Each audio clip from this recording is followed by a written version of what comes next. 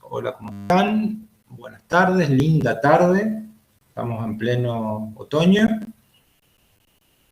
Estamos ya eh, de esta primera parte del año y más que nada de la materia de ustedes. Nos falta mucho para el parcial, para el segundo. Con respecto al primer parcial me voy a detener y les voy a decir de que en términos generales, muy buenas notas. Creo que no fueron muchos los compañeros que no alcanzaron a aprobar.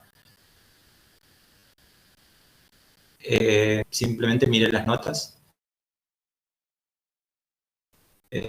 Incluso hay compañeras y compañeros que tuvieron una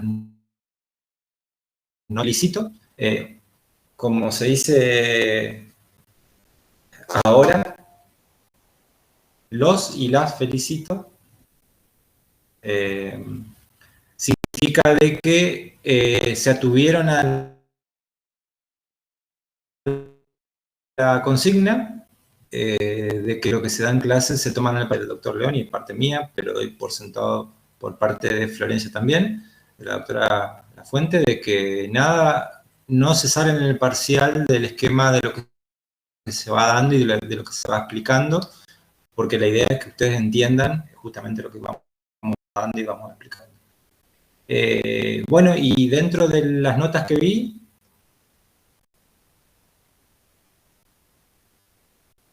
participan en las clases. Sé que cada uno puede, que otro no puede, que uno tiene más conectividad, que otro tiene menos, que alguno tiene como son estas cosas. En algunos casos soy alumno también. No se crean que no sabemos eso, pero me dio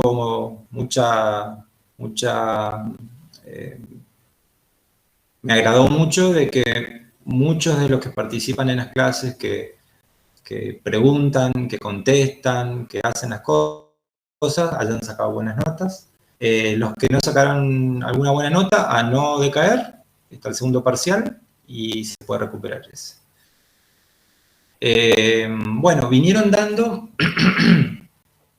voy a abrir el programa, vinieron dando con el doctor León y con la doctora Lafuente toda la parte de consumidor, toda la parte de la ley de la defensa de la competencia, de los contratos entre empresas y todo lo demás. Todo eso se va concatenando y se va uniendo a lo que habíamos visto anteriormente, que era la noción de empresa, la noción de actividad comercial, con un giro ya un poco más aceitado, un poco más engranado, y en donde la liquidez para la resolución de esas actividades comerciales, entramos en los títulos de valores, eran importantes, porque no siempre se cuenta con dinero, porque hoy por hoy ya prácticamente pagar con dinero es algo muy... se transformó con la pandemia y con todo lo demás, ya venía siendo algo más raro y con la pandemia se transformó en algo aún más raro. Y uno hoy en día puede ver que en el mercado, en el kiosco, en cualquier lado, la gente ya ni pasa la tarjeta de débito o de crédito, sino que saca un celular y paga con QR. Bueno, eso es lo moderno, es lo de hoy.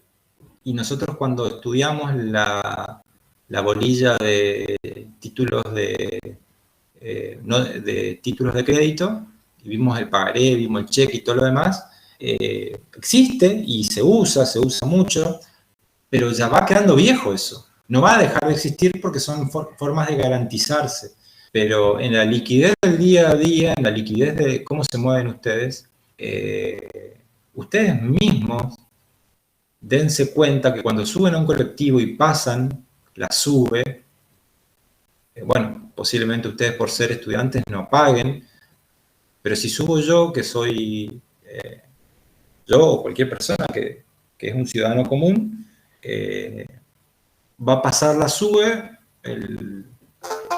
conductor te va a decir adelante y quedó ahí, no sé,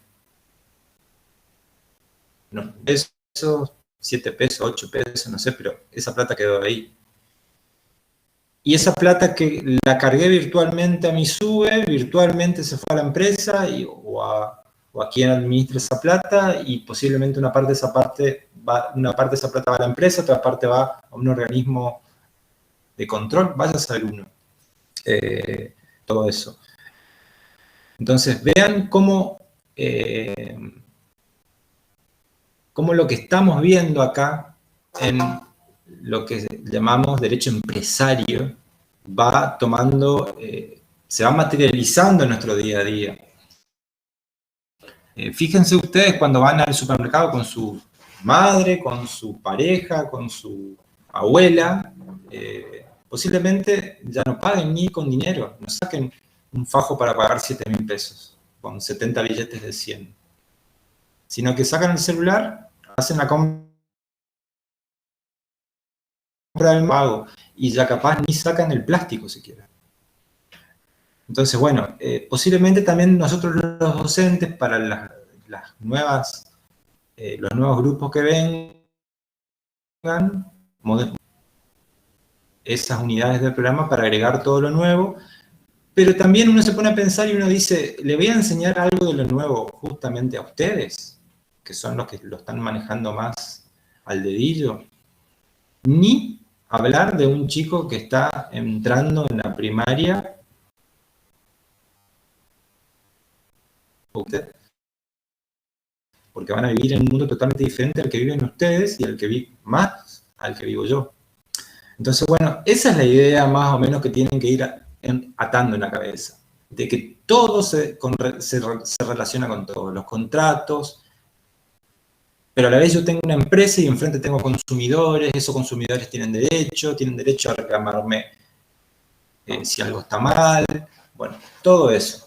Después hay un organismo que está regido por la Ley de Defensa de la Competencia, que va a proteger para que no haya monopolios, para que no haya precios cartelizados, para muchas otras cosas.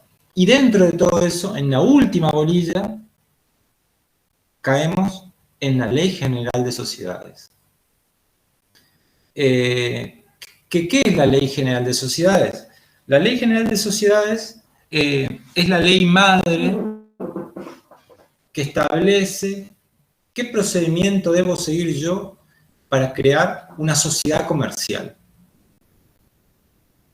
Y me va a decir, el procedimiento para crear una sociedad comercial es este, los organismos que tienen que tener una sociedad comercial son estos, el contralor, la fiscalización de esa sociedad comercial va a ser ejercida por este organismo, y los tipos societarios son estos. Entonces, ¿qué pasa cuando yo paso a formar y a constituir una sociedad comercial? Pasa que esa sociedad comercial inscripta pasa a ser una persona jurídica privada, con todos los caracteres que eso implica. ¿Y qué implica eso? Implica también de que los socios que la conforman y que la constituyeron, que firmaron el contrato y que lo inscribieron, pasan a ser terceros socios de esa sociedad, pero esa sociedad que tiene vida propia, adquiere obligaciones y adquiere derechos y contrae obligaciones de manera independiente a la de los socios. E incluso puede ser que tenga 10 socios y ninguno de los socios la administre siquiera, sino que hayan contratado a un licenciado en administración de empresa, o a un contador, o a un abogado, o a una persona que conozca mucho de negocios para que la administre y para que la lleve adelante. Entonces, esa persona jurídica privada tiene un sinnúmero también de elementos que, como ustedes, capacidad, van a pasar a tener un patrimonio con ustedes. Muchas de estas cosas ya las fuimos así tocando cuando fuimos hablando, porque a mí me gusta ir integrando todo el programa. Cuando hablamos de la bolilla de títulos de crédito. Así que bueno, llegamos entonces a la última bolilla de este programa de ustedes, en donde no voy a hacer un análisis profundo de la ley de sociedades comerciales, porque no es ese el objetivo con ustedes. El objetivo con ustedes es que ustedes entiendan la ley general de sociedades, entiendan qué es una sociedad, qué tipos hay, pero básicamente entiendan la función dentro de la sociedad, la vinculen con todos los otros elementos que fueron viendo, porque todo esto gira, va girando, y tengo un consumidor, y tengo un organismo del Estado que controla, que entre las personas y las sociedades no se cartelicen, no se pongan de acuerdo en no vender algo, no se pongan de acuerdo en subir ilimitadamente el precio de algo de manera ficticia. Ustedes acuérdense que el precio siempre obedece a la oferta y a la demanda, y también a la existencia de los productos para poder producir la cosa.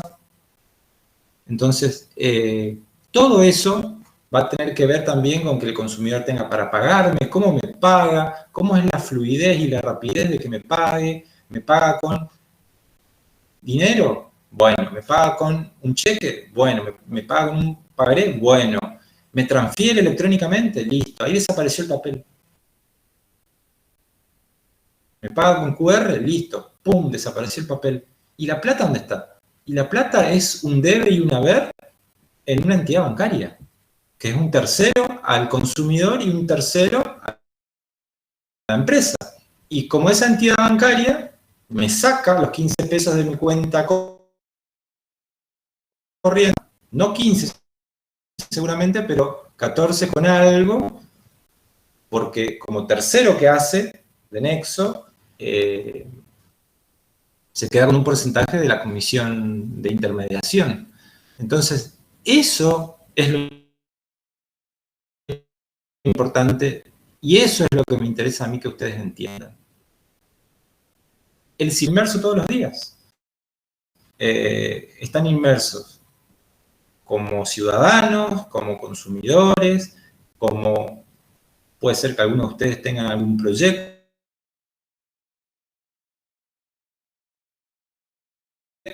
Un ejemplo muy común que chicas muy jóvenes lo hacen. Pueden vender perfumes, pueden vender esos catálogos de belleza, pueden vender, son muy normales.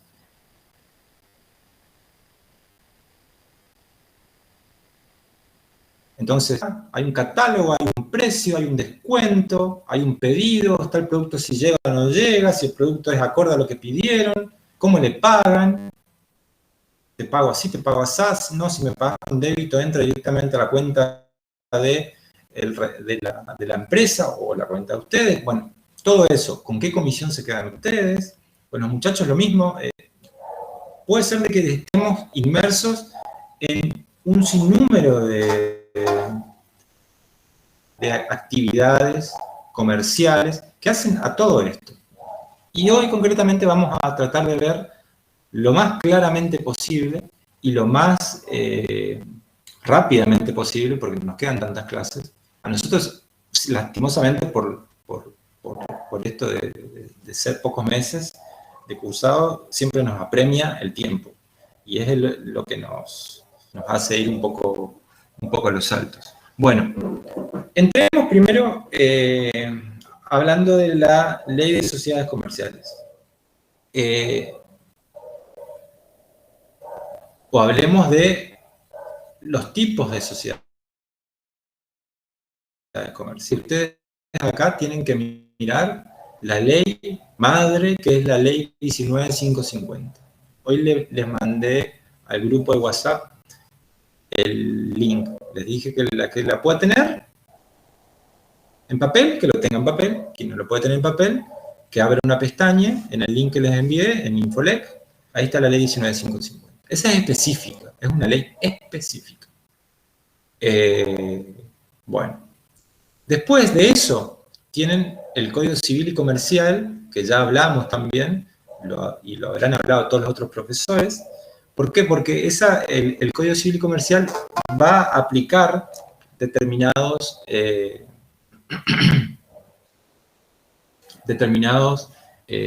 elementos a las personas jurídicas privadas. ¿Ustedes se acuerdan? Finalmente, tenemos esas dos leyes. Finalmente, acuérdense que el Código Civil Comercial empezó a regir el 1 de agosto del 2015.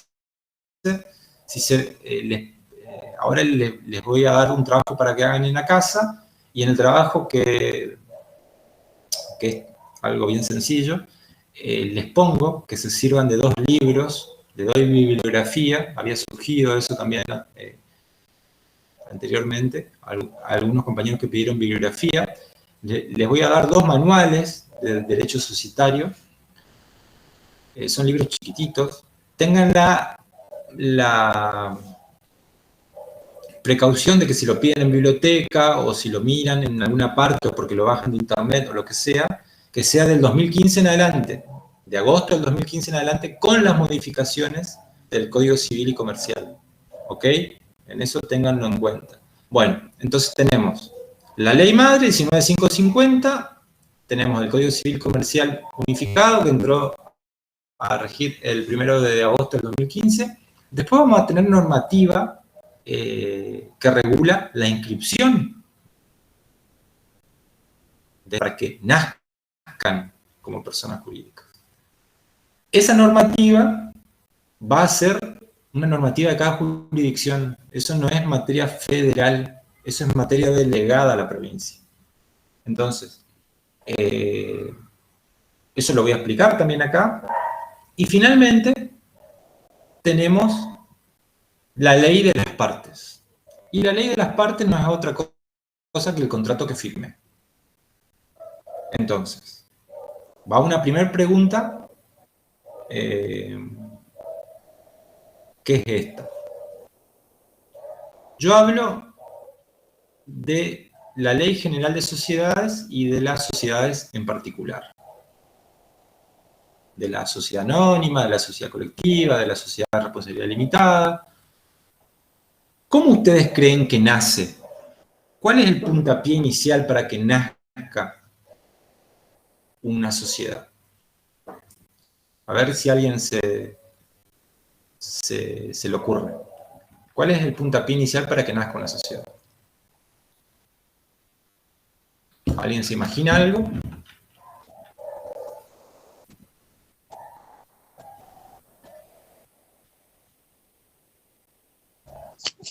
Un objetivo en común. Sí. ¿Y cómo lo plasmas, Anabela?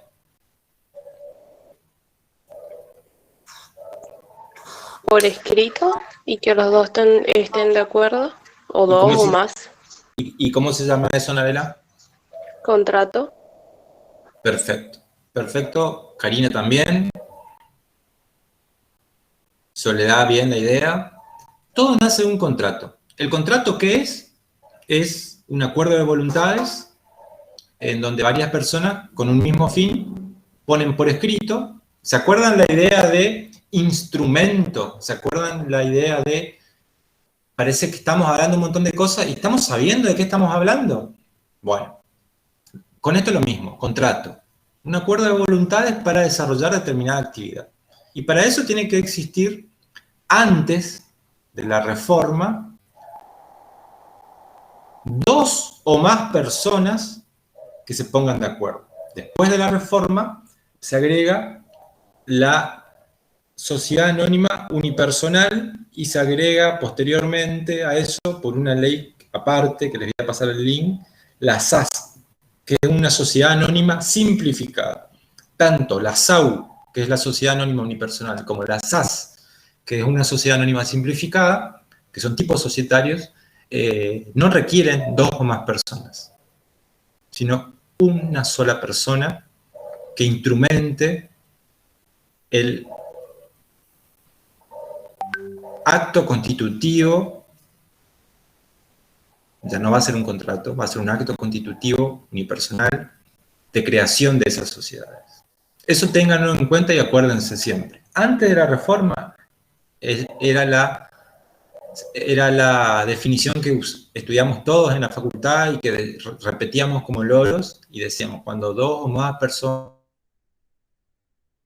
dos o más personas. Cuando apareció esto, se modificó la definición y ya la ley no dice más, artículo 1 de la 19.550, ya no va a decir cuando dos o más personas. Habrá sociedad si una o más personas en forma organizada, conforme a alguno de los tipos previstos en la ley, se obligan a realizar los aportes para aplicarlos a la producción e intercambio de bienes o servicios, participando en los beneficios y soportando las pérdidas. Si ustedes leen bien esa definición de sociedades, no es otra cosa que entender la vida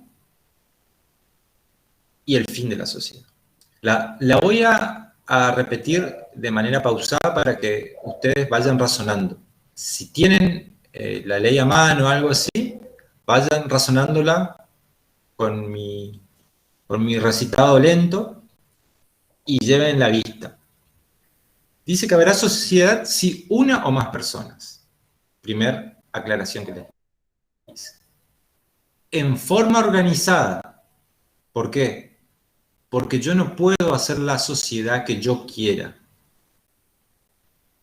Este otro elemento, anótenlo porque es muy importante. No existen sociedades indefinidas que yo pueda juntarme con ustedes y crearlas. Las sociedades son taxativamente números clausus creadas por la ley.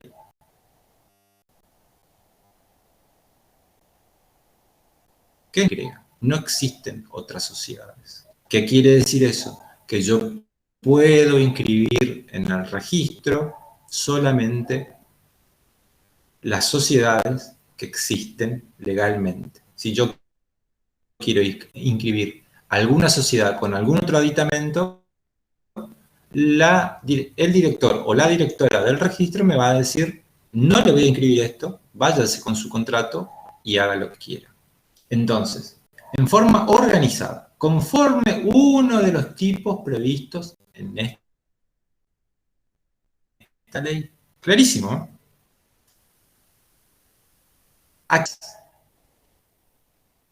¿Qué es realizar aportes? Se obligan a ingresar sumas de dinero o dar. ¿Se acuerdan que las obligaciones eran de dar, hacer o no hacer? Bueno, pueden ser obligaciones de dar, por ejemplo, para la sociedad yo, como obligación de hacer, entrego en propiedad 7 máquinas machimbradoras para que el aserradero pueda funcionar óptimamente. Cada máquina machimbradora, según la tasación de mi contador y del mercado, valen 5 millones de pesos. Estoy entregando 3, 5 por 3, 15 millones de pesos estoy aportando. Mis otros 3 socios, en vez de aportar máquinas, están aportando dinero. Con eso vamos a hacer el tinglado, vamos a contratar personal, más las otras máquinas, etcétera, etcétera. O sea, solo con el aporte de los socios se conforma una sociedad. ¿Y qué se conforma con eso de la sociedad? Les pido, si a alguna se le ocurre, con los aportes. ¿Qué conformo de la sociedad?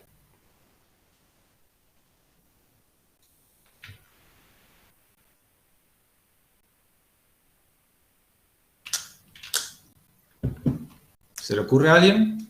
Muy bien, Anabela. El capital. Y como Anabela respondió, ahora Anabela no respondas más, va a responder algún otro compañero, el capital de esa sociedad. ¿Qué pasa a ser como atributo de esa sociedad, como atributo también que tienen ustedes como personas físicas?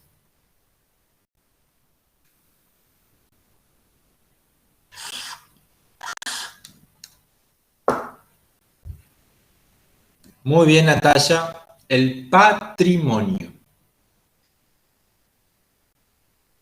Y voy a terminar con la definición, porque la definición encierra todo después lo que vamos a ver.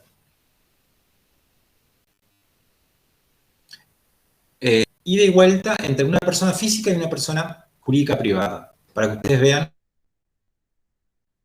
que mucha diferencia no hay. Entonces, veníamos diciendo que habrá sociedades y una o más personas en forma organizada, conforme a unos tipos previstos por la ley, se obligan a hacer aportes. ¿Para qué? Para aplicarlos a la producción o intercambio de bienes o servicios. O sea, para aplicarlos al intercambio de bienes o producción de servicios o todo lo que estamos viendo de que se puede hacer, nunca la ley va a decir para dedicarse a actividades ilícitas o esto o aquello, no. Obviamente, lógicamente. Y termina la definición diciendo participando de los beneficios y soportando las pérdidas. ¿Por qué? Porque si yo aporto a una sociedad y a la sociedad el primer año le va bien, pero moderadamente bien, posiblemente en la reunión, en la asamblea ordinaria, se decida no sacar ganancias, que los socios no retiren ganancias. ¿Por qué? Porque posiblemente se quiera reinvertir en mejor capital, en mejor bienes, en mejor cantidad de bienes de uso, en mejor personal, en aumentar los sueldos, en aumentar, no sé, rentabilidades, en comprar un depósito nuevo. Pero gradualmente, año a año, si la empresa va bien, va a generar ganancias y esas ganancias se van a derramar en los socios. Más en la empresa, en la gran empresa capitalista de hoy en día. A mí siempre me gusta ir dando esto y dando ejemplos. Ustedes imagínense el Mercado Libre. ¿Ustedes creen que Mercado Libre sabe quiénes son los socios de Mercado Libre a esta hora 16:32 este día? Y no. O puede ser que sepa la masa accionaria mayoritaria. Pero hay una masa accionaria de Mercado Libre que está cotizando en bolsa. Y eso en este momento está siendo objeto de transacción. Y están comprando, vendiendo. Algunos están vendiendo porque el precio está bajando, otros están comprando porque piensan que el precio va a rebotar. Y eso se hace en el mercado de valores, en la bolsa de valores. Y yo lo compro y yo lo puedo comprar entrando a cualquiera de los brokers. Traigo dinero de mi home banking, lo ingreso a mi broker, compro la cantidad de acciones. Hoy está, por decirles un precio, no sé cuánto está la acción de Mercado Libre, 3.335 pesos cada acción. Compro esperando que la acción llegue a 5.000 y paso a ser accionista y parte de la empresa de Mercado Libre. Si Mercado Libre tiene ganancias, va a derramar las ganancias también en mí. Y si tiene pérdidas, voy a soportar las pérdidas como el principio natural de las cosas. Finalmente, la definición termina con que la sociedad unipersonal solo se podrá constituir como sociedad anónima. El legislador cierra la posibilidad que estas nuevas sociedades unipersonales puedan tener otro tipo que no sea la sociedad anónima. Después voy a explicar por qué. Y la sociedad unipersonal no puede constituirse por una sociedad unipersonal. Eso significa, si ya tengo una sociedad unipersonal, esa sociedad unipersonal a la vez no puede crear otra sociedad unipersonal. Porque lo que se busca, siempre lo que el legislador busca, es evitar el fraude. Que yo con creación de sociedades unipersonales fraudulentamente estafe el bien público. Bueno, vimos esto, vimos la definición. En la definición está bastante clara la idea de sociedad y está clara la idea de aporte, está la idea de beneficio, está la idea de pérdida, están los tipos societarios. El artículo 2 es claro en el sentido de la sociedad es un sujeto de derecho con los alcances fijados en la ley. El artículo 2 dice que la sociedad constituida conforme a esta norma e inscripta en el registro, va a ser un sujeto de derecho. Entonces, ahí vamos a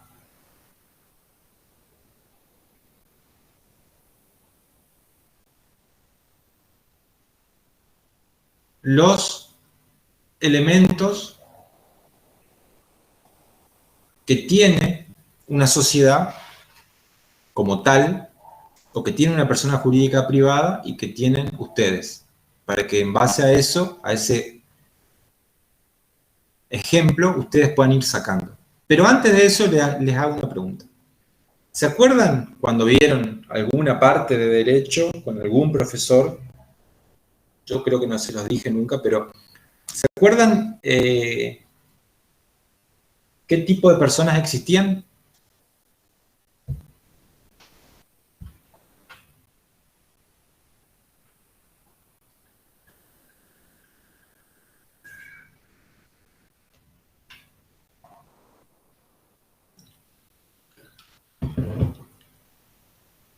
¿Alguien se acuerda?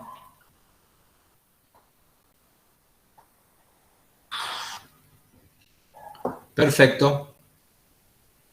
Ahí Karina, Rocío y Soledad contestaron que existen personas físicas y jurídicas. Bueno, la segunda pregunta sería entonces, dentro de las personas jurídicas, ¿se acuerdan qué tipo de personas jurídicas existían?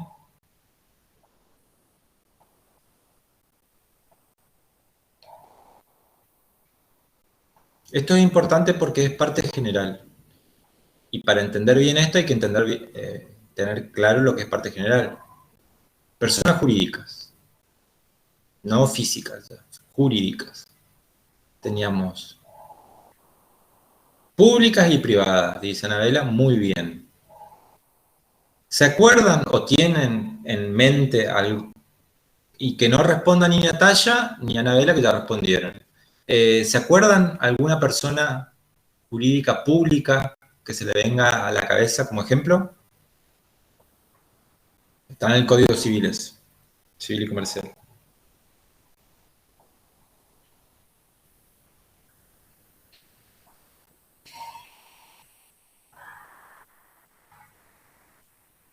Muy bien, Karina. ¿A alguien más se le ocurre alguna otra? ¿Alguna otra?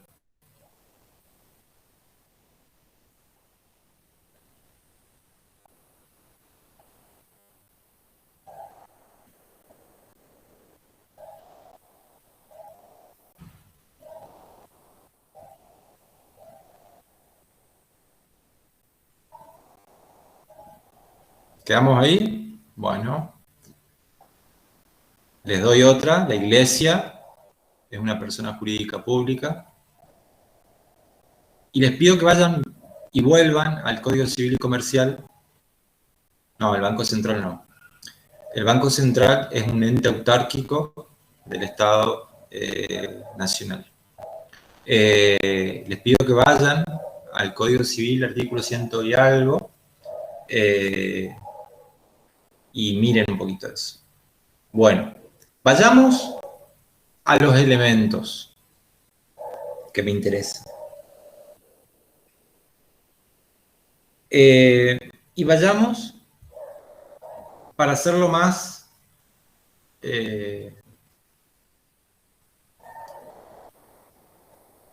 claro, a esta idea.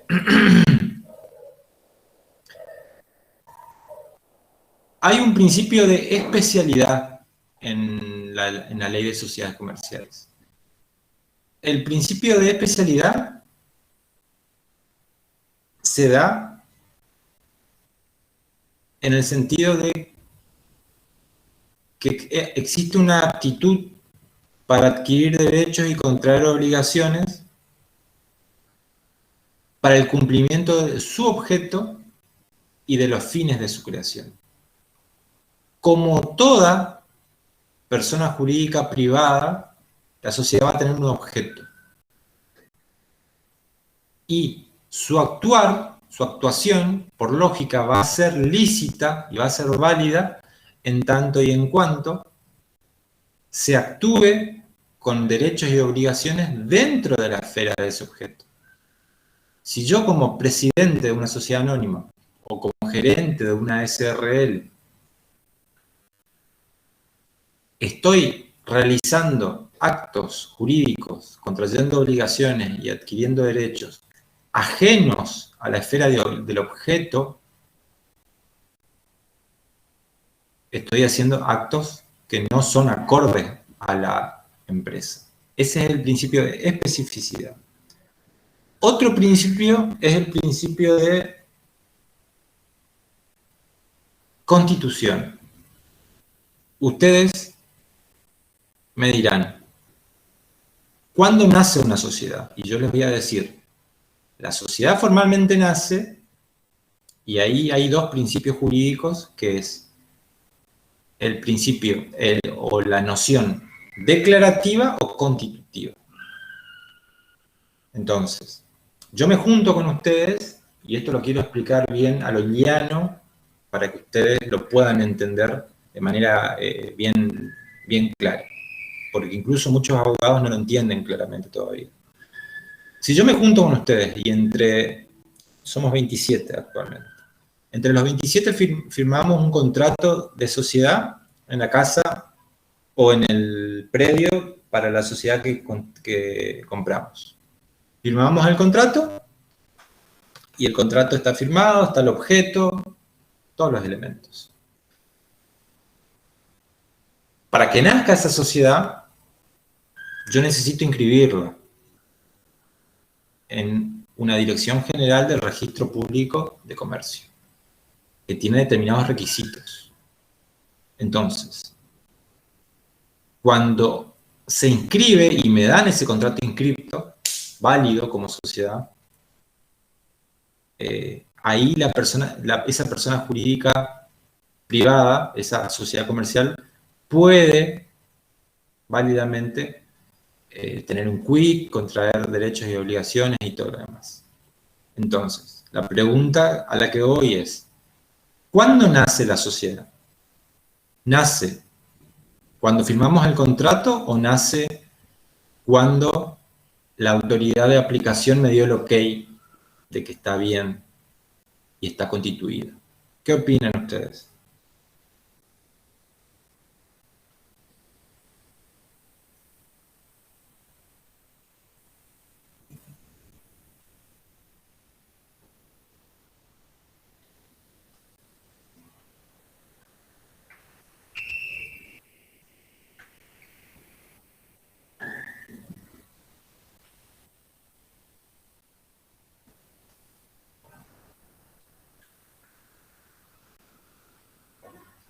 ¿A alguien se le ocurre algo?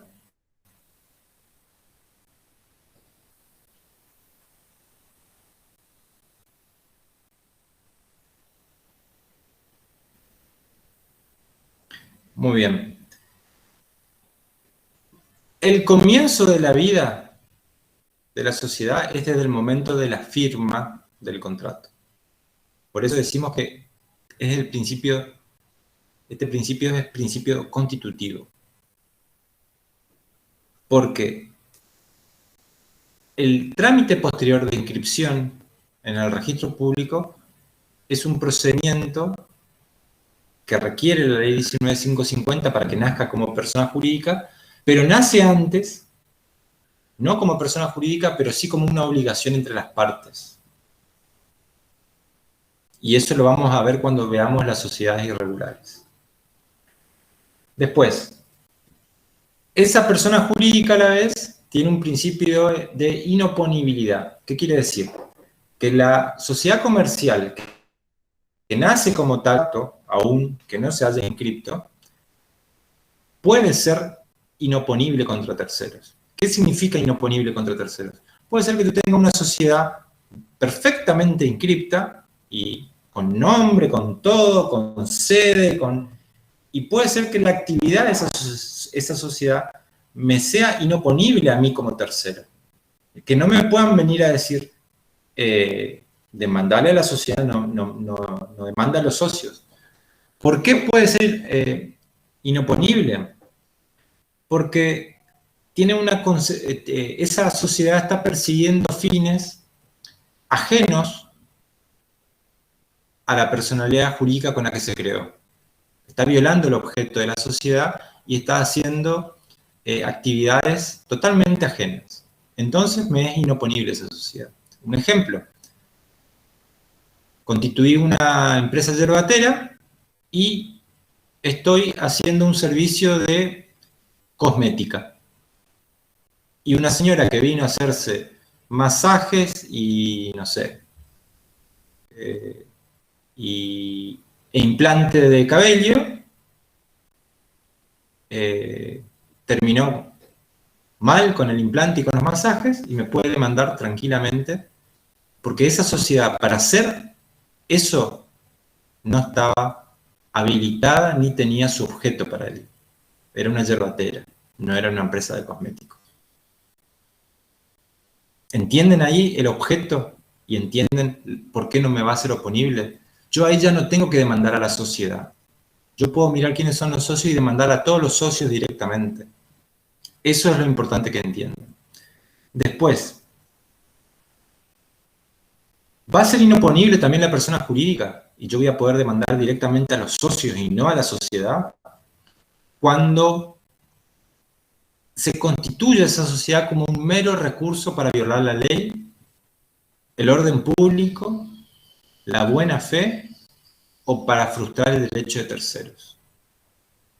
¿Qué significa eso?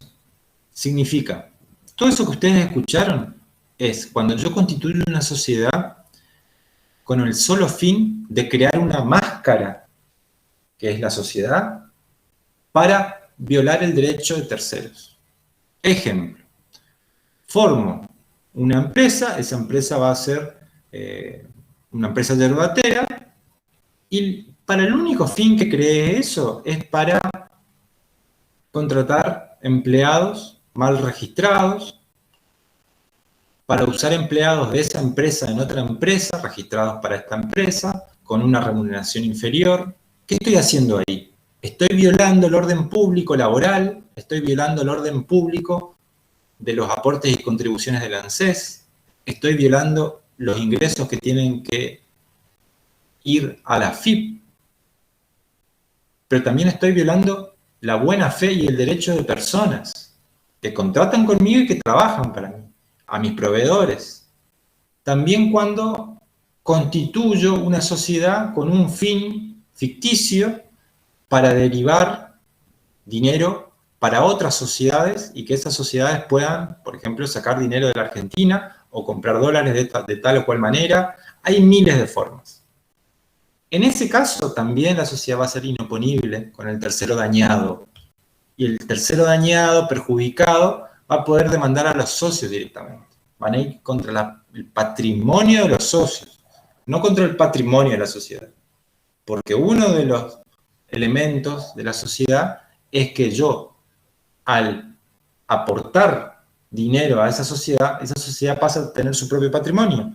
Y al tener su propio patrimonio, se diferencia del patrimonio de los socios. Es una persona jurídica aparte. Entonces yo no puedo ir contra los socios, tengo que ir primero contra la sociedad y demostrarle a un juez esto que estamos hablando, que me está violando el orden público, la buena fe, la ley argentina, o está frustrando el derecho de terceros.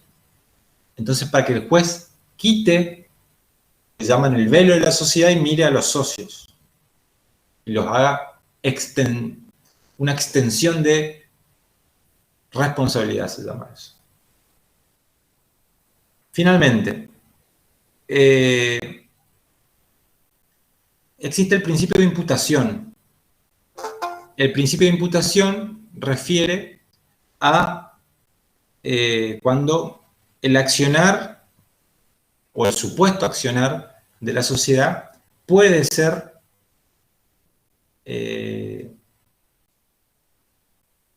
aplicable a los socios, a los asociados, a los controlantes, directos o indirectos, que hicieron posible ese accionar de la sociedad ilegal que frustra derechos de terceros o que no está de acuerdo a su objeto. Yo sé que esto que por ahí estoy explicando, por ahí es un poco difícil para ustedes entenderlo, pero quiero explicarlo bien porque es importante que ustedes entiendan que una sociedad comercial no se crea con el fin de, ¿cómo podría decirlo?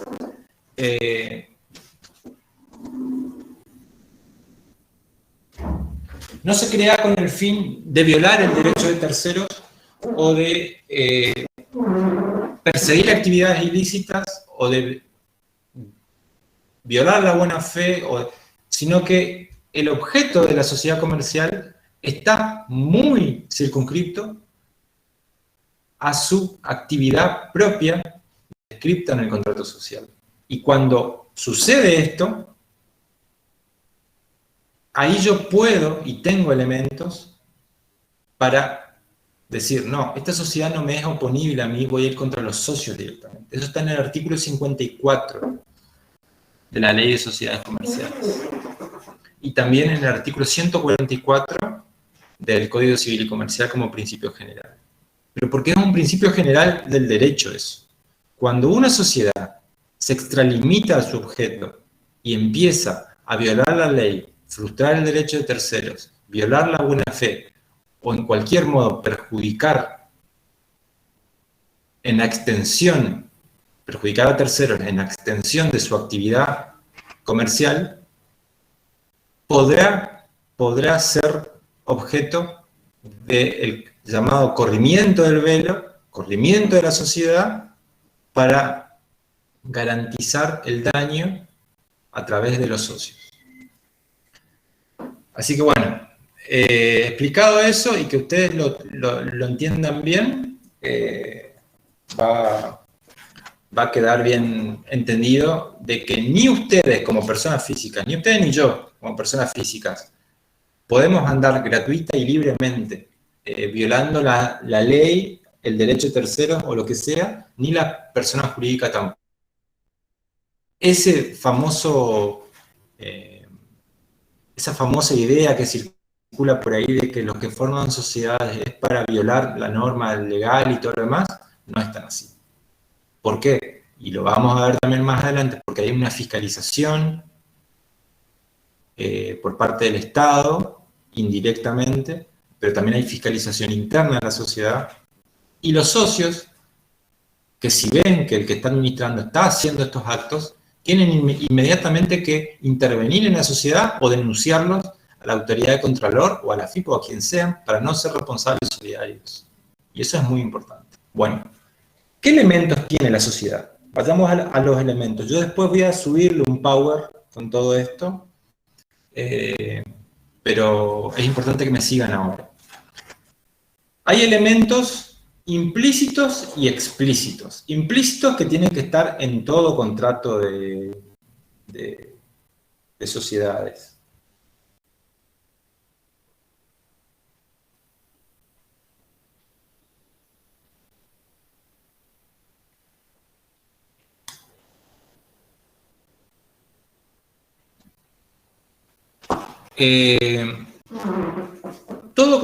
Toda sociedad comercial o todo contrato societario tienen elementos implícitos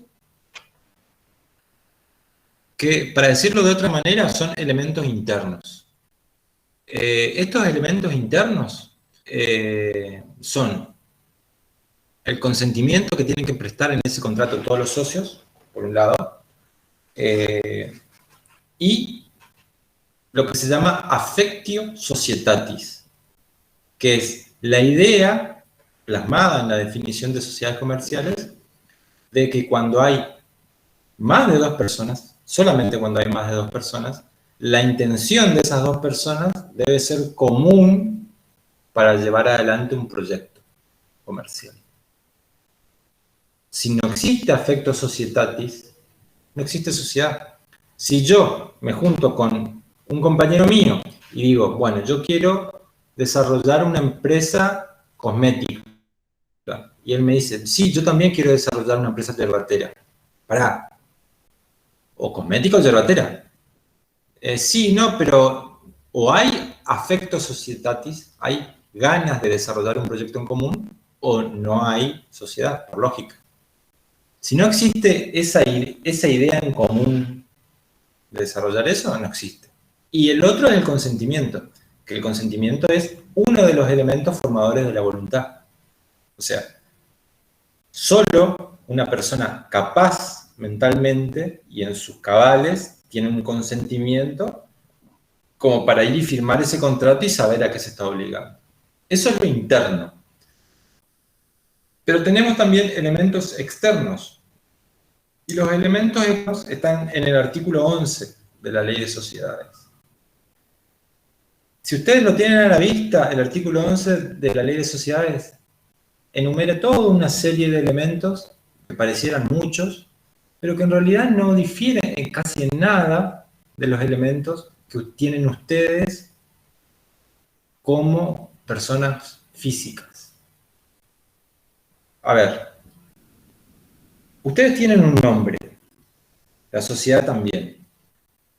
La sociedad necesariamente puede tener el nombre de uno de los socios, de todos los socios, un nombre de fantasía, pero un nombre va a tener que tener. Y va a tener que aditarle o agregarle al nombre las abreviaturas o el término de la sociedad que es. Entonces, si yo decido ponerle a la sociedad Roberto Rockenbach y formé una SRL, va a tener Rockenbach, SRL o Roberto Rockenbach, Sociedad de Responsabilidad Limitada. Y así va a tener que figurar en los carteles de publicidad, en la publicidad, en mi ticket fiscal, en todos los contratos que yo firme, va a tener que figurar de esa manera. Si yo decido no ponerle mi nombre, pónganle que firmé el contrato con los 25 que son ustedes, y entre los 25 queremos ponerle a la sociedad la 25. Listo, tenemos un nombre de fantasía y conformamos una SA. Entonces, entre todos, la llamamos la 25 SA. Perfecto. Va a tener que llevar el aditamento SA o sociedad anónima, como ustedes quieran. ¿Qué busca el legislador con esto? Busca que quien contrate con una sociedad sepa con qué tipo de sociedad está contratando y sepa a qué se expone. No es lo mismo contratar con una sociedad de responsabilidad limitada que con una SA, que con una sociedad colectiva, no es lo mismo. Entonces, yo como consumidor, yo como particular, necesito saber con qué tipo de sociedad me estoy vinculando. Perfecto. Ustedes como persona física también tienen nombre. Ustedes como persona física tienen un domicilio. El domicilio de ustedes. Legalmente el que figura en el DNI. Legalmente. Después pueden tener otros tipos de domicilio, pero el real es el que figura en el DNI. En el contrato social se debe fijar un domicilio de la sociedad. Que el domicilio de la sociedad no es Posadas. No se equivoquen con eso. El ámbito del domicilio va a ser Posadas, pero va a tener que tener un domicilio preciso. Entre Ríos, 131, Catamarca, 62, Buenos Aires, tanto, calle Las Azaleas, 51, esquina Los Lapachos, no sé, algo así. La sociedad va a tener que tener también un plazo de duración. 50 años, 35 años, hasta 99 años. Eso es todo artículo 11 de la Ley de Sociedades, inciso 1, 2, 3, 4, 5, lo vamos viendo. Nosotros como personas físicas no tenemos duración. Ahí hay que ir entendiéndolo. Nosotros tenemos una vida que puede ser muy larga o muy corta, pero duración no tenemos. Como tampoco los seres humanos no tenemos un objeto. La sociedad tiene que tener un objeto, necesariamente, y eso es primordial que tenga un objeto. Y ese objeto de la sociedad, por imperio legal, debe ser preciso, dice la norma legal. ¿Por qué? Porque yo no puedo constituir una sociedad cuyo objeto social sea innumerable cantidad de cosas o sea impreciso. porque si no, no me pueden controlar, o si no, yo no sé el alcance de esa sociedad. Pónganle este ejemplo. Conformo una sociedad y pongo que el objeto, vamos a poner un objeto indeterminado. El objeto será el cultivo de plantas, forestación, importación de maderas y exportación de muebles de madera, sus complementarios, afines y los que asimismo tengan que ver con los derivados de madera. No, bueno, ahí no es preciso el objeto. ¿Qué es lo derivado de madera? ¿Qué es lo afín? ¿Qué es? Mil cosas pueden ser. Entonces yo cuando voy a contratar con esa empresa, tengo que mirar el objeto y digo, pero ¿vos hacés celulosa? Sí, sí, sí, hago todo lo que es derivado de madera. Pero acá en el objeto no dice que vos sos una empresa de celulosa. Bueno, ese objeto no es preciso. También el objeto no es preciso o no es concreto cuando yo en el objeto de mi sociedad pongo que la sociedad va a hacer compra-venta de mercadería, ¿cómo así la importación y exportación de aeronaves, como actividad forestal, como importación y exportación de ganado, como biotecnología, como desarrollo farmacéutico, a la pucha. ¿Tan grande va a ser mi objeto? Capaz puedo hacer todas esas cosas, pero tendré que tener un capital que me responda a un objeto muy grande. Entonces, la tendencia del legislador y de la jurisprudencia hoy es acotar el objeto de las sociedades a algo que lo haga realmente. Y si realmente esa empresa va a hacer muchas actividades, tiene que tener un respaldo societario, un respaldo patrimonial o de capital, de aporte, que sea realmente importante. Y finalmente, como lo dije anteriormente, otro de los elementos explícitos de la sociedad es su patrimonio o su capital. Ahí tenemos, creo que lo dije con ustedes, no recuerdo bien, pero creo que lo dije, tenemos el capital, que según el tipo social se va a dividir en acciones o en cuota parte, eso lo vamos a ir viendo, y ese capital o ese patrimonio tiene una noción estática y una noción dinámica. La noción estática es la del patrimonio cuando yo miro el contrato. Yo en cualquier momento puedo ir a la dirección del registro de las personas, la dirección general del registro público de comercio, para pedir el contrato de cualquier sociedad. Cualquier persona tiene el derecho y lo puede hacer. Y ahí va a mirar cuál es el patrimonio de esa empresa. Esa es una noción estática. ¿Por qué? Porque puede ser que esa empresa se constituyó en el 2010 y que el patrimonio de esa empresa era 10.000 pesos. Y es una empresa constructora. ¿Ustedes se imaginan hoy una empresa constructora con un capital de 10.000 pesos? No. Entonces, ¿cuál es la noción dinámica? La noción dinámica es la noción de la sociedad con su balance finalizado y con los estados contables a la vista, que es activo menos pasivo, patrimonio neto. Ese es el dinámico. Entonces, yo si me voy a contratar con una sociedad, voy al registro, voy a encontrar el patrimonio histórico estático. Tendría que saber, para saber si es solvente esa sociedad con la que voy a contratar, ver su último balance. Por eso muchas veces determinados bancos y determinadas entidades como seguros y otras entidades que van a trabajar con empresas, le dicen, no hay problema, te abro la cuenta corriente. ¿Vos querés un descubierto de 1 millón por semana? Te lo doy, no hay problema. Tráeme los 3 últimos balances que los quiero ver. Y van a analizar el balance. Una aseguradora de igual manera. Pueden ser que ustedes como empresa estén por hacer un puente y quien les encargó el puente, que puede ser el Estado provincial o nacional, les diga, mientras ustedes hagan el puente, yo quiero un seguro de caución. ¿Qué es el seguro de caución? El seguro de caución es el que garantiza que si ustedes no hacen el puente o lo hacen mal, el Estado se va a cobrar de ese seguro lo que no hagan mal.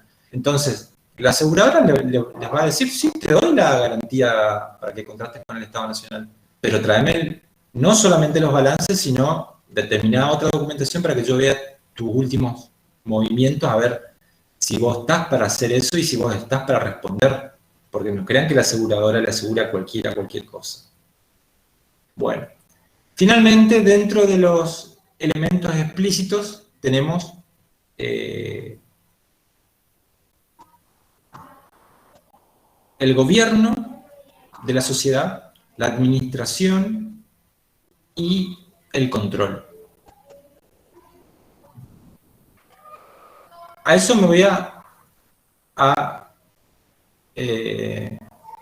dedicar a explicar claramente o de manera práctica ahora. Finalmente cierro los elementos explícitos con que los elementos explícitos de la sociedad son los tipos societarios.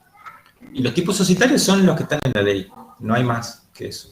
Como les dije, las partes, la voluntad de las partes no pueden crear tipos societarios nuevos, solamente la ley los crea. El 90% de los tipos societarios están en la 19.550. El resto están en leyes especiales como la SAS, como la SAU. La SAU está incluida en la 19.550 en la última modificación del código, pero hay determinadas modificaciones afuera. Muy bien.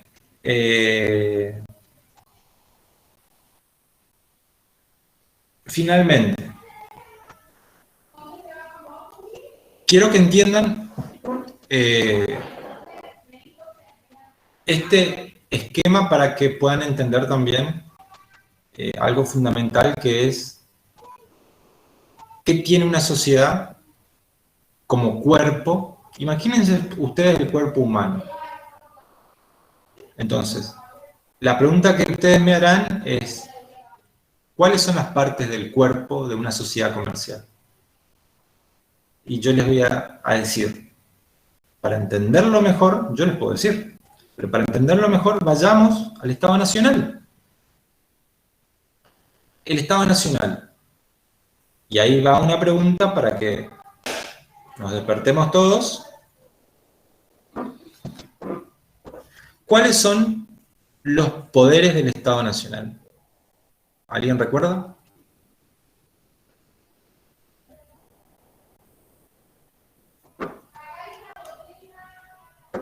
Natalia dice 1, 2, Daniela dice el tercero. Perfecto. Ahora, ni que Natalia ni Daniela agreguen, porque ya contestaron, ¿qué función cumple sintéticamente cada uno de esos poderes?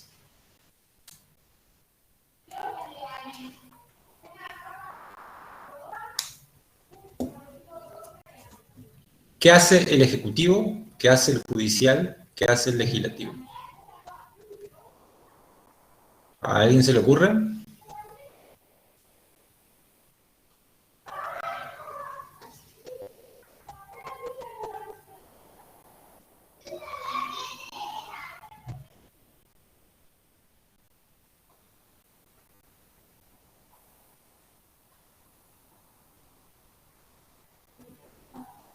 ¿No se le ocurre a nadie qué hace?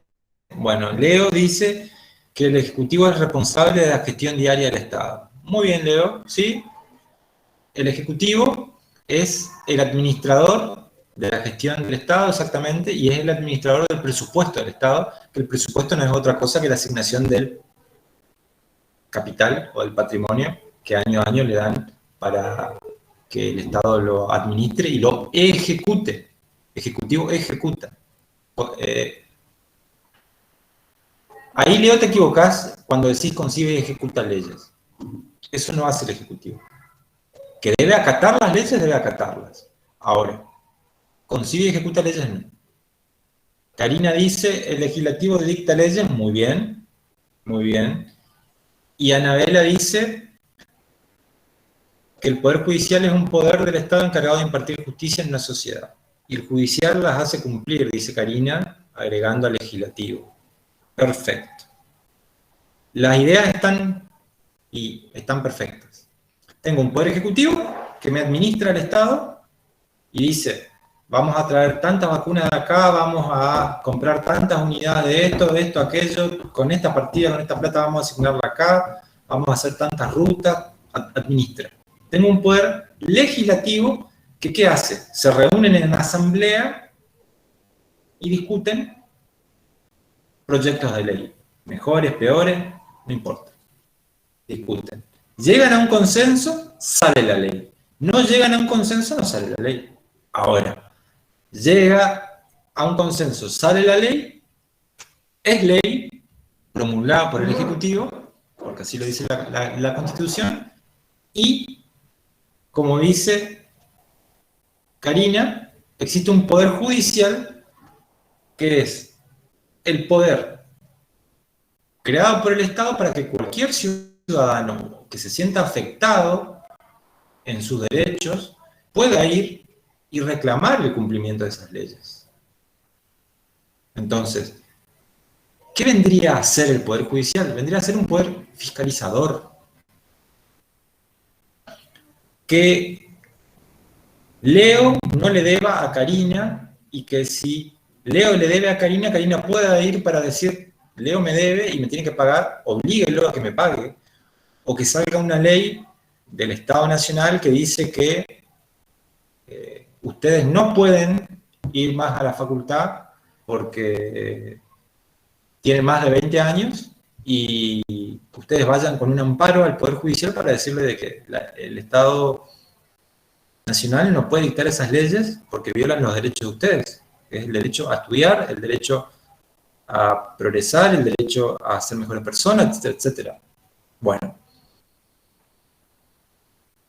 Claro eso, que creo que ahora está más claro que antes, en las sociedades comerciales tenemos idénticos tres poderes.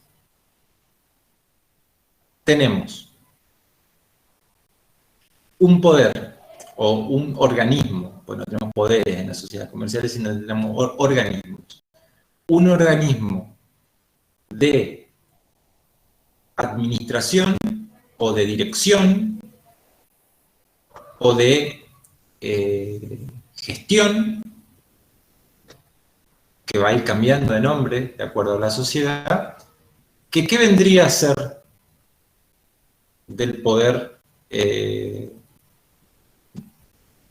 correlación con los poderes del Estado? Díganme, ese que administra la sociedad comercial, el que dirige, el que está todos los días, el presidente, el socio gerente, ¿qué vendría a ser? Perfecto, perfecto, vendría a ser el ejecutivo. Pero también, dentro de la sociedad comercial, tengo 50 o 60 socios atrás que se pueden reunir en asambleas ordinarias o extraordinarias. ¿Para qué? Para tratar un orden del día, para tratar la aprobación del balance, para tratar 1000 cosas. Ordinarias o extraordinarias. ¿Qué vendría a hacer eso? Trayendo el mismo ejemplo que les di de los poderes del Estado.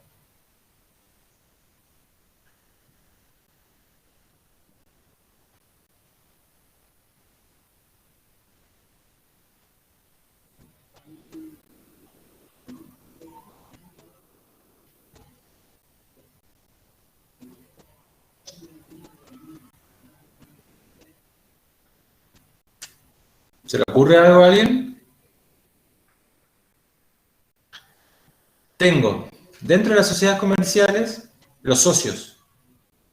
Los socios se reúnen anualmente, mínimamente una vez al año, en una asamblea ordinaria.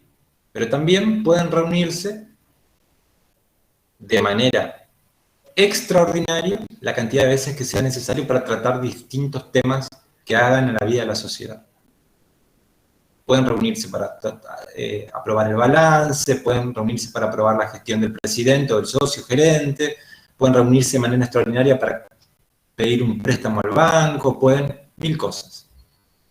Se juntan los 50 socios alrededor de una mesa, discuten el tema del día y deciden. Y le pasan la orden al presidente. ¿Qué vendría siendo eso con respecto a los poderes del Estado? Perfecto. El legislativo. Y después, exactamente, Cámara de Diputados, Senadores, el legislativo, los que deliberan. Y finalmente, las sociedades tienen algunas un contralor interno y externo y otras solo un contralor externo. Por ejemplo, las sociedades anónimas están obligadas a llevar una fiscalización interna y muchas de ellas un síndico. Entonces, ese es un contralor interno. Pero también la SA tiene un doble contralor porque afuera hay una autoridad de aplicación que la controla y frente a la petición de cualquiera de los socios va a intervenir en la sociedad y en las asambleas para ver que todo se lleve de acuerdo a cómo debe llevarse.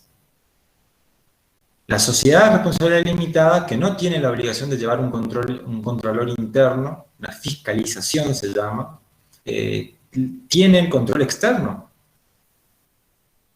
¿Qué vendría a hacer eso con los poderes del Estado?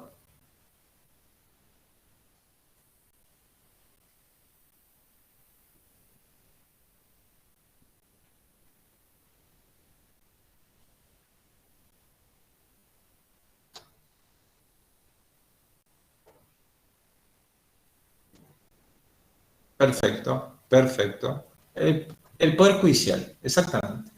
El que va a controlar que esa sociedad en el desarrollo de su vida no viole normas, no lleve adelante prácticas que no debería llevar y todo lo demás.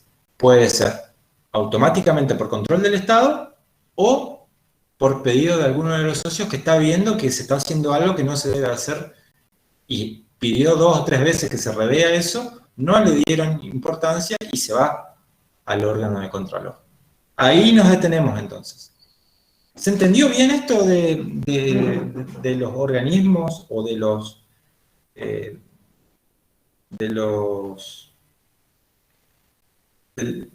distintos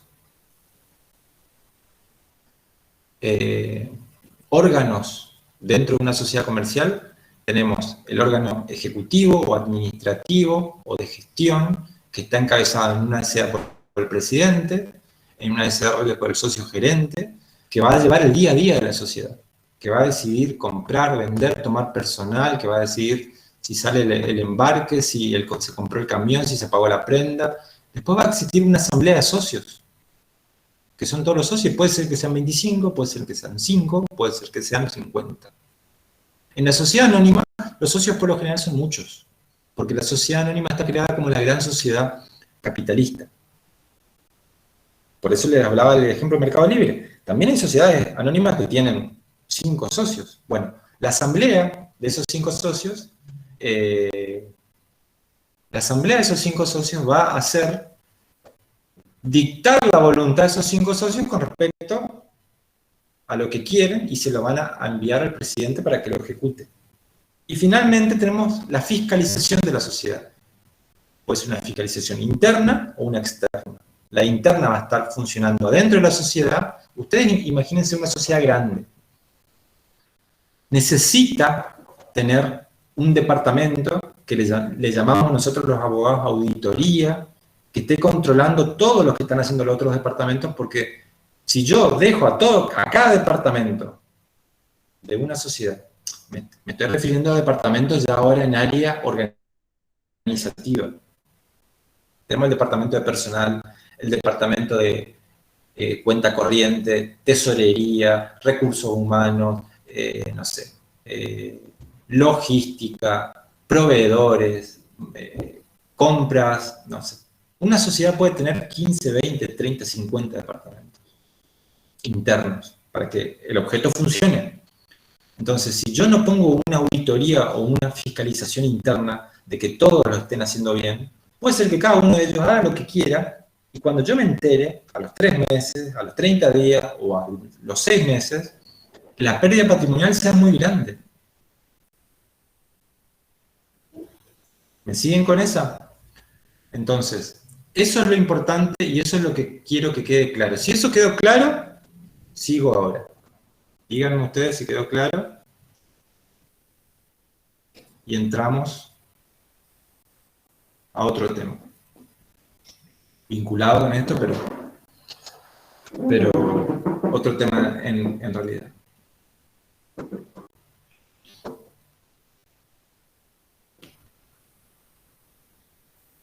Muy bien. Igual quédense tranquilos que algo más vamos a hablar de todo esto, pero quería que la noción como cuerpo, como estructura, para que se entienda después. Bueno, si seguimos con la ley 19550, la ley 19550, en los siguientes artículos, más allá de hablar de la definición, del nombre, habla, en el artículo 5, de la inscripción en un registro. Los plazos para la inscripción, el efecto de la inscripción y del legajo que ese registro va a llevar. Todo eso que habla la ley, como les dije, no está regulado a nivel federal. No existe un órgano a nivel nación que regule todas las provincias, sino que eso es un poder delegado de la nación a las provincias y cada provincia regula en su esfera. Esto quiero que me sigan, tomen apunte y me entiendan bien. A la vez, ese registro que va a llevar esta información hace las veces de control, contralor y publicidad de todas las sociedades. ¿Por qué? Porque, como les decía, cualquier ciudadano puede ir al registro y pedir determinadas cosas y pedir información de cualquier sociedad de la cual o quieran contratar o quieran saber, porque no es información de carácter privativo o confidencial, eso es público. ¿Quiénes son los dueños de X razón social? Es público. Y para eso, de tan público que es, pagan los impuestos por eso. No hay nada ahí que se tenga que esconder. Y si tienen que esconder algo es porque hay algo que no está bien. Entonces, quiero que me entiendan bien esta idea. En la provincia de Misiones, hoy por hoy, existe una dirección general del registro público, una dirección general del registro público de personas jurídicas y registro público. Anótenlo bien. Una dirección general de personas jurídicas y de registro público. Esa dirección general, ustedes ahora la averiguarán, en el trabajo que voy a subir ahora, ustedes averiguarán dónde está, todo lo demás. Tiene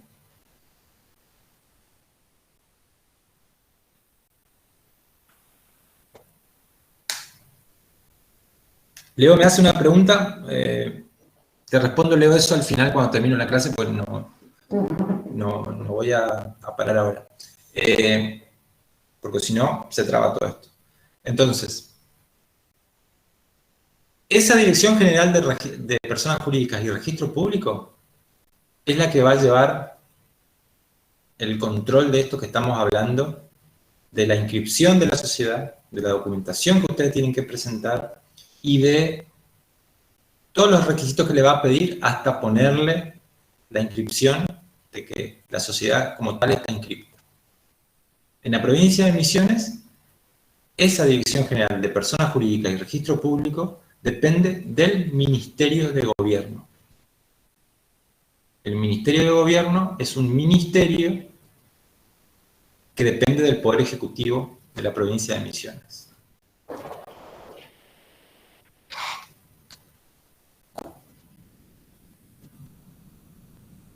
Es tarea de ustedes, y lo voy a pedir en el trabajo, buscar la página web de esto, de este organismo, saber dónde está y un montón de cosas. Navegar por la página web, buscar normativa y todo lo demás.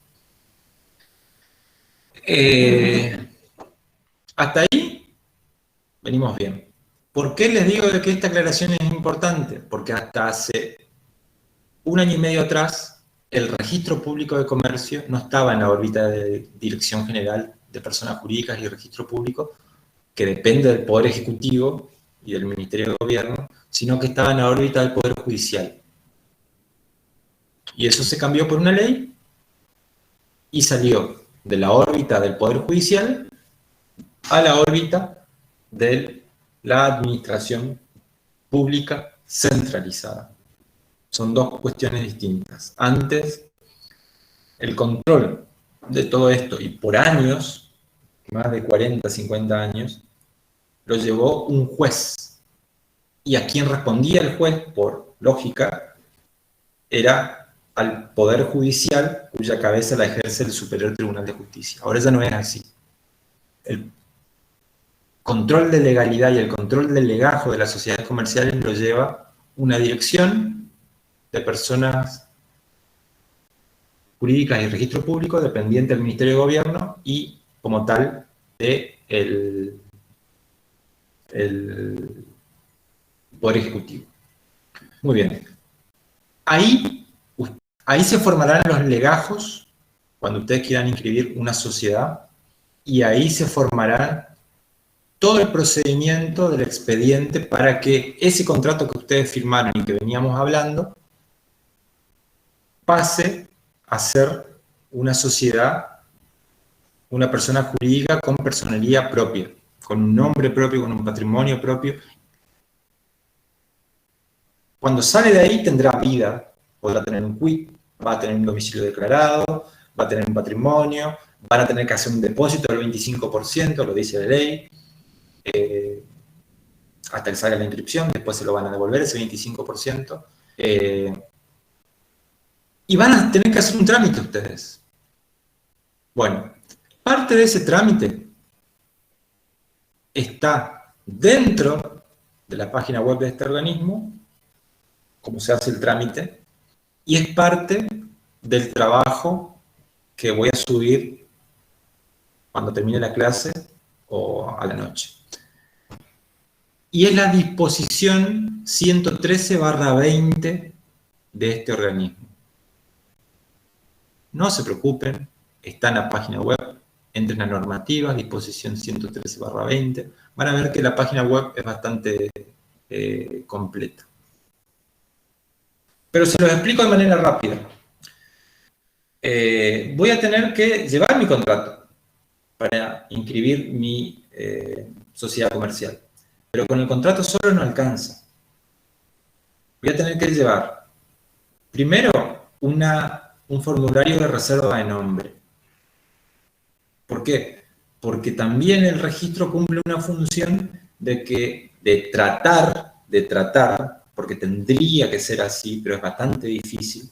Es bastante difícil porque se empezó ahora a cargar los nombres de las sociedades en un sistema informático. O se comenzó hace unos años. Hasta hace un par de años no existía eso. ¿Qué significaba? Significaba de que podían existir dos sociedades con un mismo nombre. Bueno, eso se llama homonimia, que no existan dos sociedades con el mismo nombre. En el caso de tener la mala suerte de que existan dos sociedades con el mismo nombre, lógicamente la más antigua será la vigente y la más nueva tendrá que aditar algo a ese nombre o cambiarle el nombre. Voy a tener que presentar ese formulario, más mi contrato, más una tasa, más una declaración de datos personales, si soy casado, qué edad tengo, de dónde proviene el origen de los fondos que estoy aportando. Si no aporto solamente dinero y aporto bienes en especie, maquinaria, bienes muebles y todo lo demás, va a tener que ir un inventario especial con una evaluación de mercado por un tasador y con la intervención de un contador y del colegio del Consejo de Ciencias Económicas. Va a tener que ir una declaración de que no soy una persona políticamente expuesta. Léanlo, mírenlo ahí, a ver en qué consiste. Va a tener que llevar toda una serie de documentación, un edicto que se tiene que publicar en un lugar, investiguenlo, donde se tiene que publicar, por cuántos días, y finalmente una nota de elevación al director de este organismo diciéndole, señor director, en mi carácter de o autorizado o presidente o socio de la sociedad, vengo a pedirle que proceda a la inscripción conforme todo esto.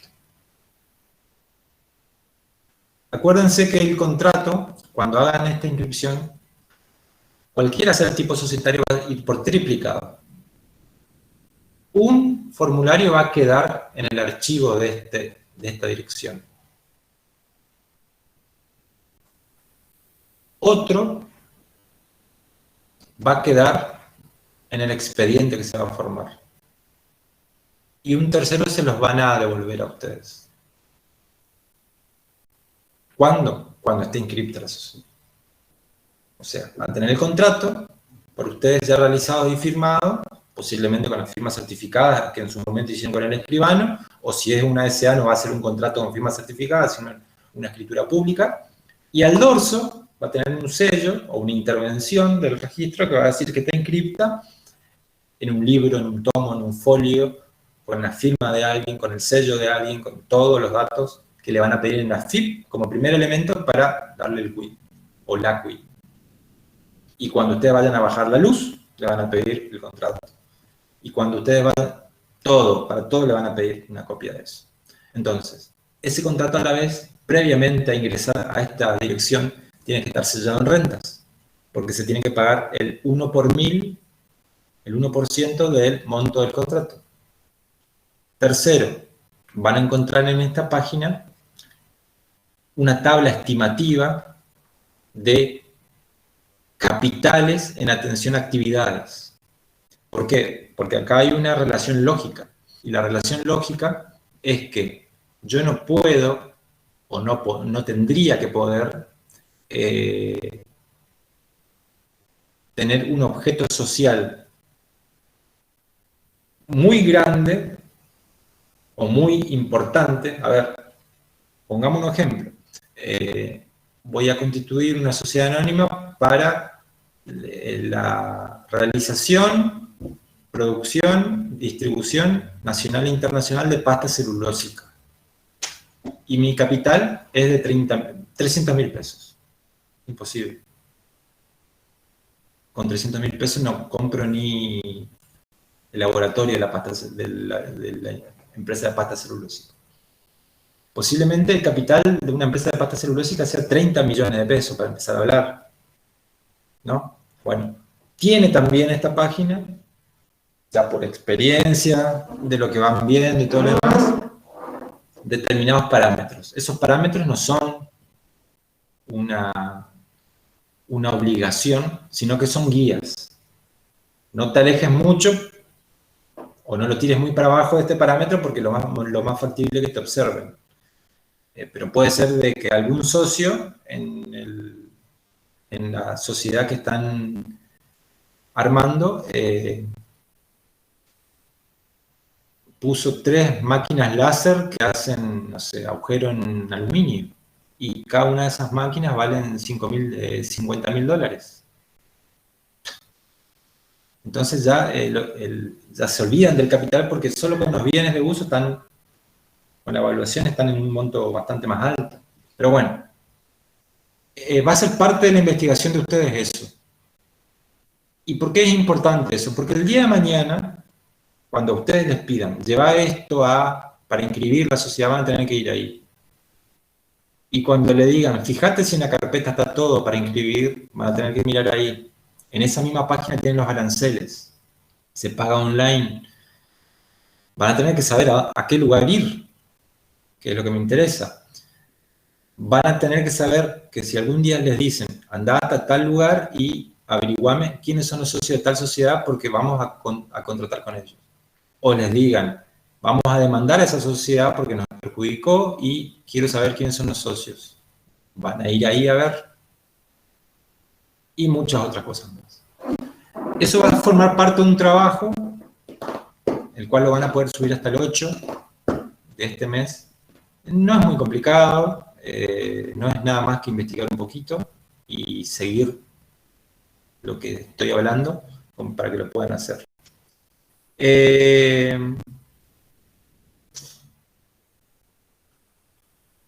Muy bien. Pongamos el broche de oro a esto que ustedes van a ver y que rápidamente lo pasé de la dirección del registro público y todo lo demás. ¿Cuáles son los efectos de que yo haga el trámite en el registro público? Me junté con ustedes, con todos ustedes, formamos una SA, una SRL, no importa, y ustedes dijeron, bueno, el encargado de inscribir esto es Roberto, listo, me dieron todo, cada uno puso su parte, yo fui, hice todo el trámite y se inscribió. Es constitutiva de derechos. Es lo que les dije hoy. ¿Cuándo nace la sociedad? ¿Cuando firmamos el contrato o cuando sale de acá? Cuando firmamos el contrato empezó a surtir efectos y obligaciones. Solo que acá se declara, se constituye el derecho, no se declara, se constituye el derecho. ¿Y qué derecho se constituye?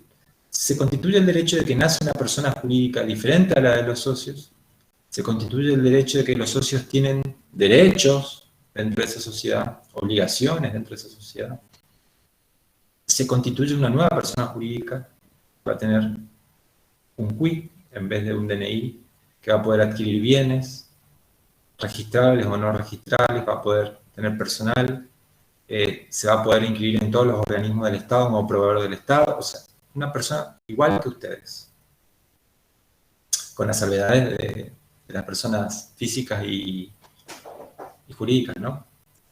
Ese efecto constitutivo de derechos no sanea vicios o defectos de la sociedad.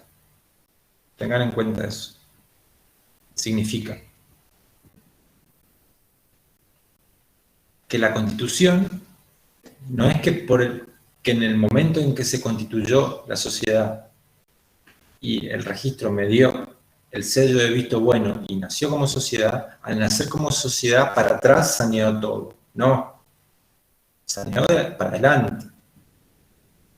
Para atrás, en la relación entre los socios y esa sociedad y todo, mirar para atrás. Un solo ejemplo les doy. Entre los 24 nos pusimos de acuerdo para formar esta sociedad. Me dijeron, Roberto, encárgate de la inscripción. Y yo les dije, bueno, yo me encargo de la inscripción, pero no tengo mi parte para integrarla ahora. Les pido a ustedes 23 que aporten mi parte. Yo cuando termino la inscripción, se las devuelvo. Pónganle que tenía que aportar 1 millón, cada uno de ustedes puso una parte, aportaron mi parte, y en el contrato figura que está aportado, ¿no? Ahora, antes del contrato, hay una deuda mía con ustedes. Es una relación entre socios, no una relación entre de la sociedad. Y ustedes me pueden reclamar válidamente ese monto, si lo instrumentaron bien. ¿Cómo lo pudieron haber instrumentado? Ahí volvemos a los títulos de crédito. Con un pagaré, con un acta en donde yo reconozca una deuda, etc. Segundo, el efecto de esta constitución en publicidad e inscripción en el registro público también hace que la sociedad adquiera personalidad jurídica. Es lo que venimos hablando. Nace como persona, tiene efectos contra terceros, etcétera, etcétera. Se la va a considerar regularmente constituida, va a pasar a ser una sociedad diferente a todos los socios que la componen. Y ahí hay una parte de la ley que se las voy a mencionar simplemente, pero no me voy a adentrar porque sería muy largo de explicar, que es la cuestión de los socios. Los socios pueden tener una cuestión de estatus de socios. ¿Qué significa el estatus de socio? La calidad de socio.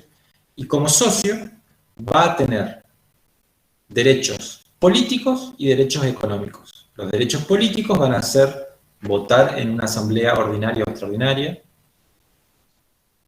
Y los derechos económicos pueden ser cobrar un dividendo, si existen remanentes de ganancia, cobrarlos, a crecer. Si cobré una plata o tengo más plata, comprar otras acciones, otras cuotas sociales y a crecer mi parte dentro de la sociedad. Derechos políticos y económicos. Pero también los socios, entre ellos, ustedes imagínense acá la sociedad y abajo los socios. Esto es una persona jurídica y acá están las personas físicas que la conformaron. Son dos cosas diferentes. Estos socios también tienen sus relaciones con la sociedad. Y puede ser que al año que la constituimos, el socio se obligó con la sociedad a hacer una ampliación de capital y de aportes en un 25%. Y suscribió eso con la sociedad y le dijo, te lo voy a aportar al valor dólar en 3 años, en 3 cuotas en 3 años. Ahí es una relación socio con sociedad. Dos personas jurídicas diferentes. Si el socio no paga, la sociedad tiene derecho a ejecutarle, incluso a embargarle sus acciones o sus cuotas sociales. Y después está la relación de los socios con terceros. Si lo analizamos desde una mirada, vamos a decir que si viene un tercero y pretende atacar al socio por una deuda de la sociedad, pónganle este ejemplo. Un auto de la sociedad, iba distribuyendo elementos de la operatoria de la sociedad y chocó a una señora. La señora viene y pretende demandar al socio. ¿Qué le va a decir el socio? Señora, yo soy socio de esa sociedad. Quien le chocó es un auto de la sociedad, no yo, no un auto mío. Entonces vaya y demándele a la sociedad, porque una persona jurídica diferente a mí. Eso es lo primero. Después pueden haber relaciones de los terceros, de los socios con terceros, pero en donde tenga que ver la sociedad, y eso lo explicamos hoy.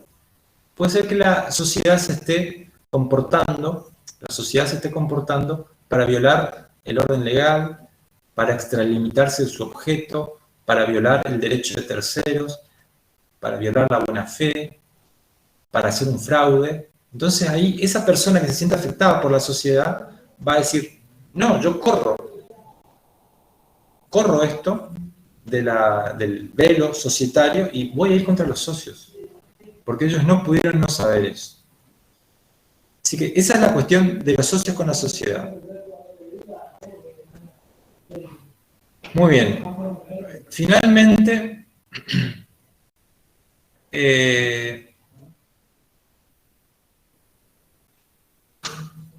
vamos a hablar un poco de la administración de la sociedad. La administración de la sociedad hace a la esfera interna, a la vida interna de la sociedad. Y se refiere a una actuación en donde va a tener que existir un representante de la sociedad que puede ser o alguno de los socios, o puede ser un tercero ajeno designado por los socios en la asamblea. Va a llevar la representación de la sociedad y como tal, va a tener alcances con facultades y poderes suficientes como para firmar contratos, tomar personal, no sé, todo tipo de actividad que tenga que ver con el objeto.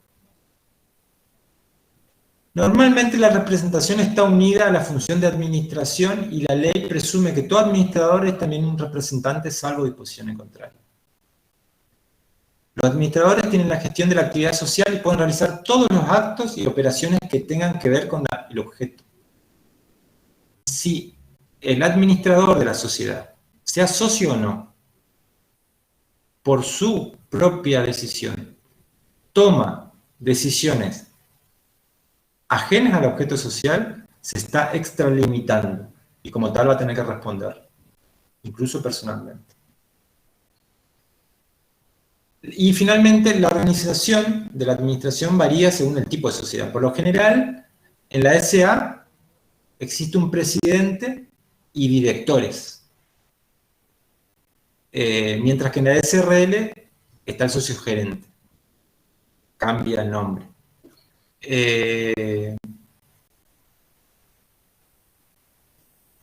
Bueno, finalmente lo que ya se dijo, el representante de la sociedad puede estar nombrado ya en el contrato y ser modificado después.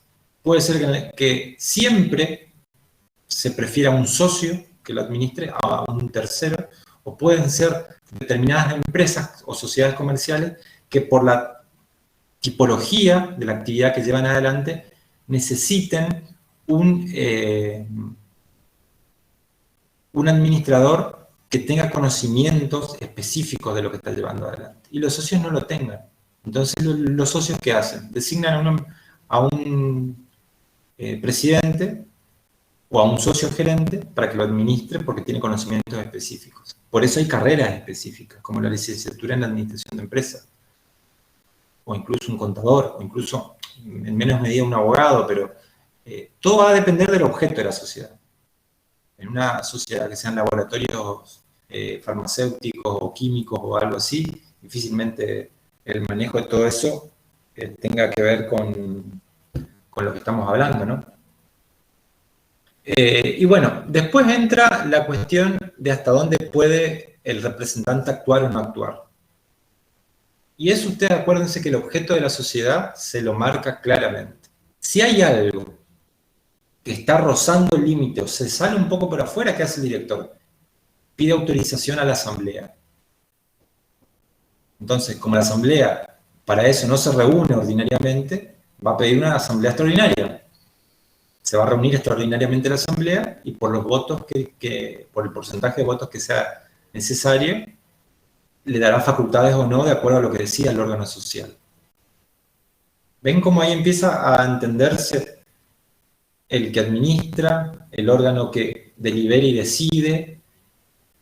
Y puede ser que el administrador de una sociedad tenga que firmar un contrato que excede levemente el objeto y el alcance de las facultades que tiene y pide intervención de la auditoría y de la fiscalización de la sociedad, para que le diga si puede o no puede, y el fiscalizador interno le dice, creo prudente que requiera autorización a la asamblea extraordinaria. Y que el director llame a una asamblea extraordinaria y los socios se tengan que reunir en 30 días y decidir sobre eso. Entonces ahí empezamos a entender cómo existe un administrador, buen administrador, que frente a la duda y para no actuar mal, pide una vista o una opinión al fiscalizador interno. El fiscalizador interno ante la duda también le dice llame a asamblea extraordinaria, y puede ser que haya un socio que no quiera que la sociedad se meta en esto y entiende que se está violando el objeto de la sociedad y vaya a la dirección de personas jurídicas y registro público y le diga, señores del registro, vengo a informarles de que están violando el estatuto y todo lo demás y quiero que haya un veedor de la dirección para que vea la asamblea extraordinaria que se va a llevar en 30 días. Muy bien.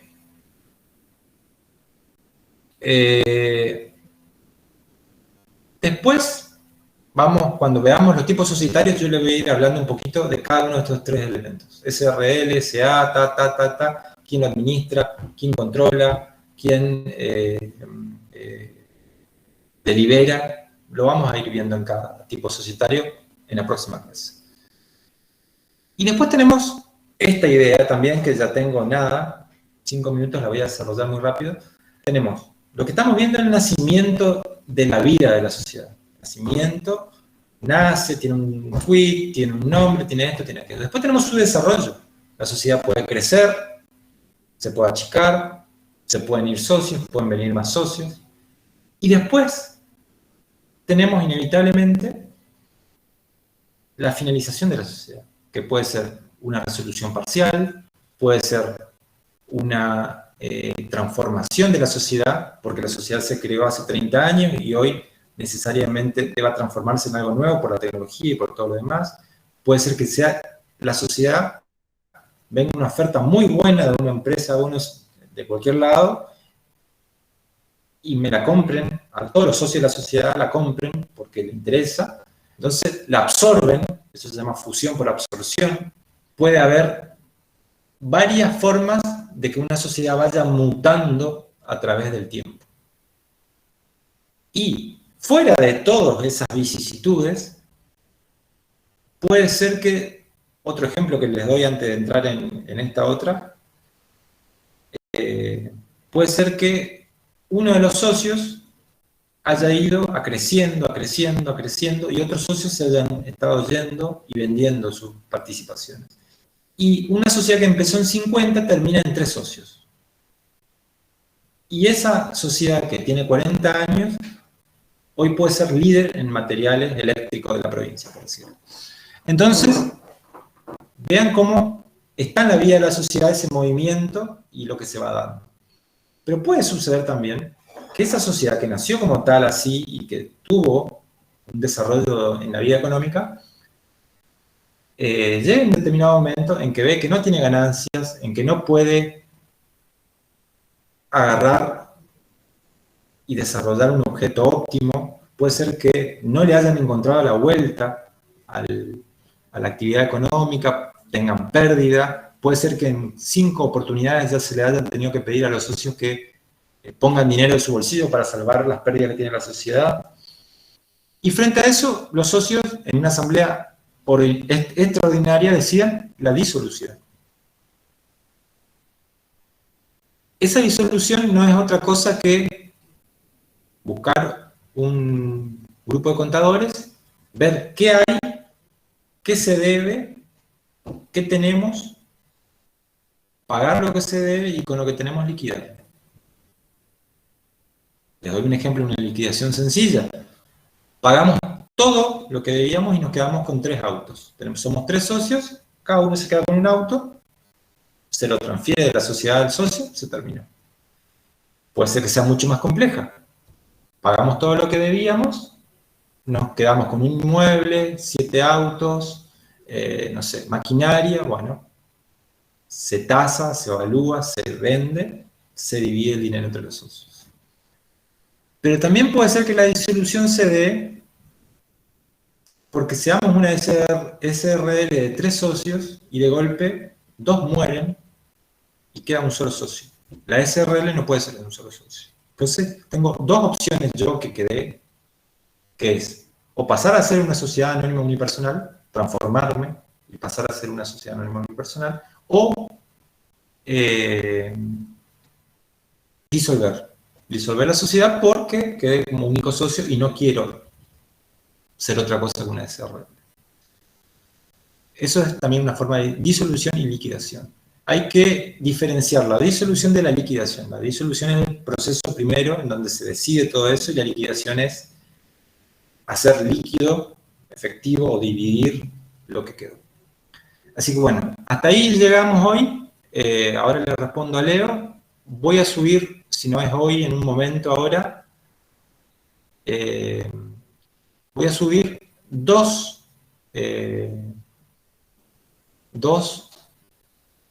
trabajos prácticos.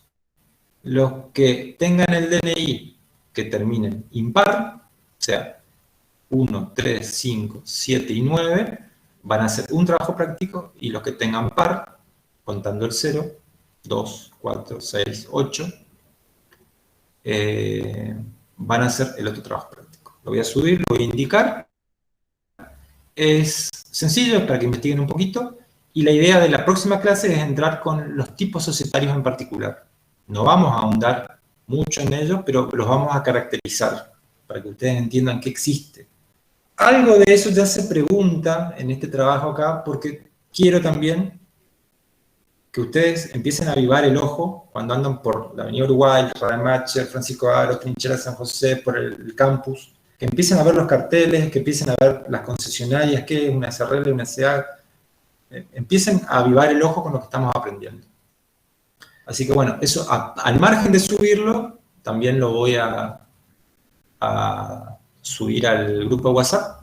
Cualquier pregunta es muy básico porque seguí, puedo hacer muchos tipos de trabajo, pero para no enredarlos, seguí la idea del doctor León en cuanto al trabajo que él subió, sigue la misma temática, entonces ustedes ya no pueden ni siquiera enredarse. Bueno, eso es todo. Para el que quiera retirarse puede ir retirándose. Leo me pregunta que quiere saber cuál es el profesor director de la cátedra.